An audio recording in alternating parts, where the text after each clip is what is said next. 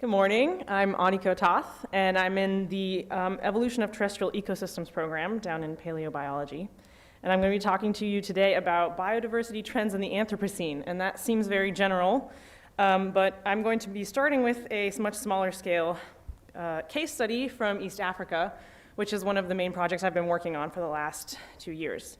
Shout out to those of you who are NHRE interns in the audience. I was one of you in 2011. And I ended up in the paleobiology department with Kay Berensmeyer and Kate Lyons, who had me assemble mammal communities from a bunch of East African parks. Now, we wanted to know how the mammal communities in these parks had changed over time, and I was pretty surprised to discover that no one had ever done this before.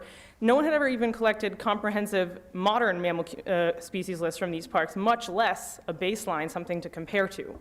So I spent the next year looking through data from the East African expedition from the early 1900s, data that looked a lot like this and were pretty difficult to look through, and then luckily some more modern data that looked a little more like this. And to cut a long story short, about 2 years and 400 species later, I had a mammal species database for 13 East African parks and 2 time slices that were each time averaged over 60 years.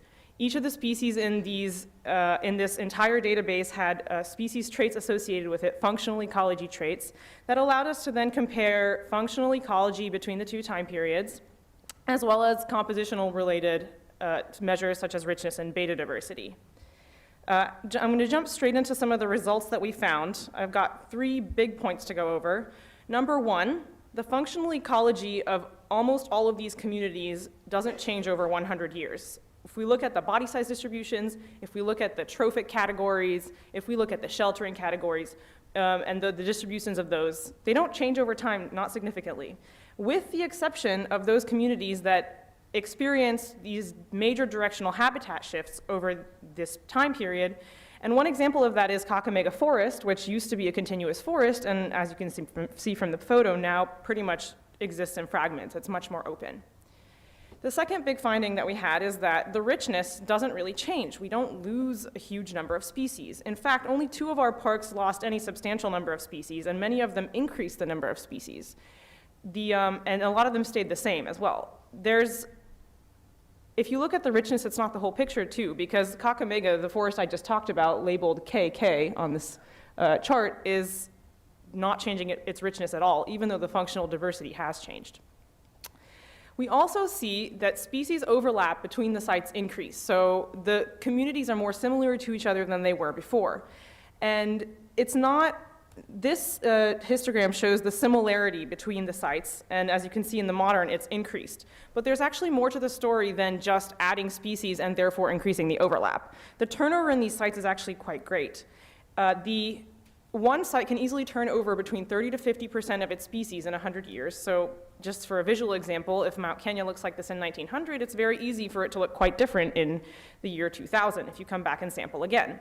This speed of turnover is actually echoed over time, or over spatial scales as well as time scales. So 2 parks that are close together and similar, for example, Mount Kenya and the Aberdares, which are both mountainous sites, can turn over species by 30% over just a few kilometers between them.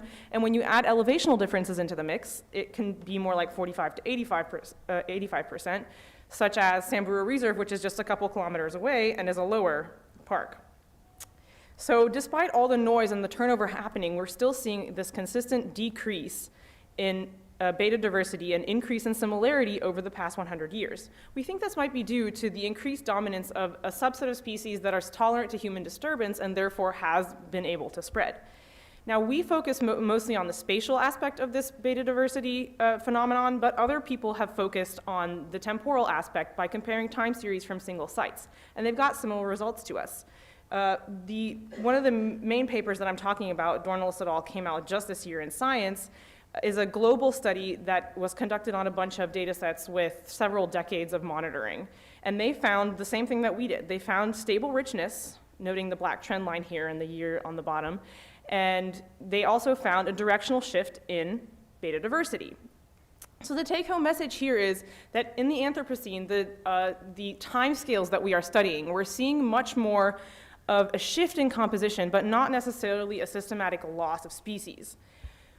So why do we care about this? Well, we care about it because even though diversity changes constantly, we know that diversity changes constantly, we think that some of the natural diversity shifts that are occurring may be obscuring the diversity shifts that are happening in communities that are being fundamentally destabilized. Now, we're doing a couple of things to research this. Number one, we want to focus on the functional profiles of regional communities and species pools. And to give a marine example, 100 species of fish and corals is going to have a much different functional profile than 100 species of microalgae and jellyfish that you might see on a dead reef.